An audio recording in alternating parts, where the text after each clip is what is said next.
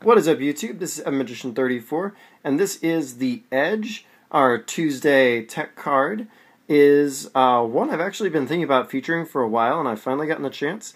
It is Nidoqueen from Primal Clash, the full art one that has the Primal trait. It has 140 HP, and it has Omega Barrage, which is arguably the best Primal trait, although the alpha ability that allows you to attach to energy is also really quite good, the alpha growth. But this is decidedly the best Omega ability anyway. It allows you to attack twice per turn. For one psychic energy, she has Poison Jab, which allows you to deal 30 damage, and it guarantees poison, which is nice. And for 2 psychic and 1 colorless, she deals 70 damage, but she also does 20 to herself, although she ignores her own psychic weakness for that attack, which of course is nice. She also has a 2 energy retreat cost. So, not really that spectacular on the surface. I mean, she is a stage 2, after all, which always means you got to get a pretty good return. But for the investment, of course, of the effort. But I think the simplest way to describe her usefulness is just to put that card right beside her. Yeah, exactly.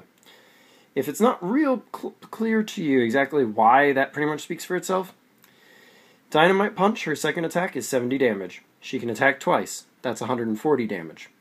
Just by attaching Muscle Band, she's dealing 90 with this attack instead of 70.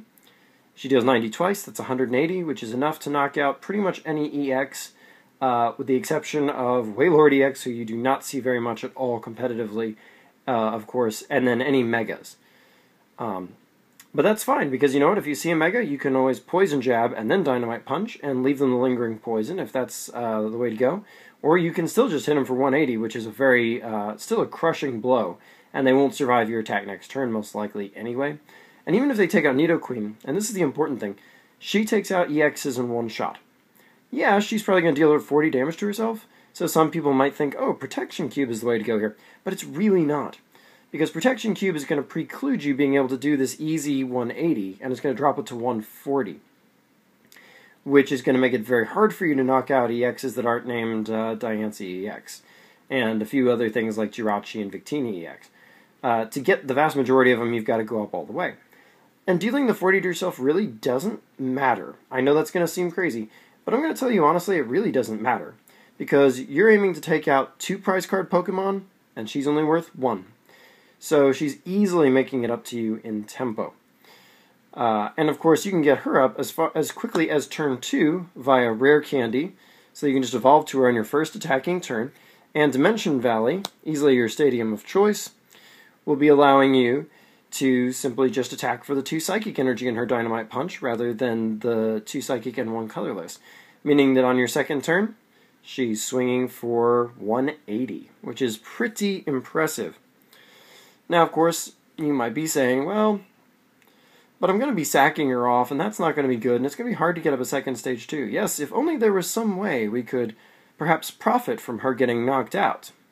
If only there was some way we could search up a bunch of cards to keep our combos going. Oh, that's right. We have access to Teammates. Another card from the new set that when a Pokemon is knocked out allows us to basically double computer search at no further cost other than just having the right timing.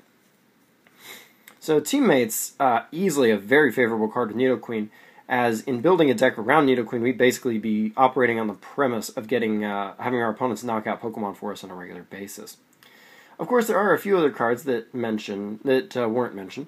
One of them is Lysander, as Lysander, of course, gets you those nice big fat EXs for Nidoqueen to go ahead and knock out, and makes it difficult for your opponent to power things up on the bench to try to, stabilize. And the good news is, in most decks, playing your 1, maybe 2 copies of Lysander early game is usually a long-term mistake, as late in the game when you need it most, they'll be gone and you have to rely on other ways to get them. If you play them out aggressively, it can come back to bite you. Obviously, Versus Seeker has made that a little less of a thing, but it is still a thing. But in a deck like this, where you're going so hyper-offensively, Lysandering early is very good. And like I say, it helps maintain a lot of pressure on opponents. And Mystery Energy also warrants mention here. It's not crazy good for her, but and you might want to avoid it because of Enhanced Hammers, but once again, it's just food for thought, which is what the Edge is all about. It does give her a convenient free retreat, Reducing her 2 energy retreat by 2 energy makes it 0, of course. So, it's an interesting card, and it's definitely worth thinking about, and could be worth trying to build around. You've got time, you've got Pokemon TCG Online to experiment with, no reason not to give this card a good shot. And there are plenty of good Psychic Pokemon you can pair her with right now as well, such as Mewtwo EX and so on, Gengar EX. So, that should be more than enough food for thought to consider perhaps building a very aggressive Psychic deck around.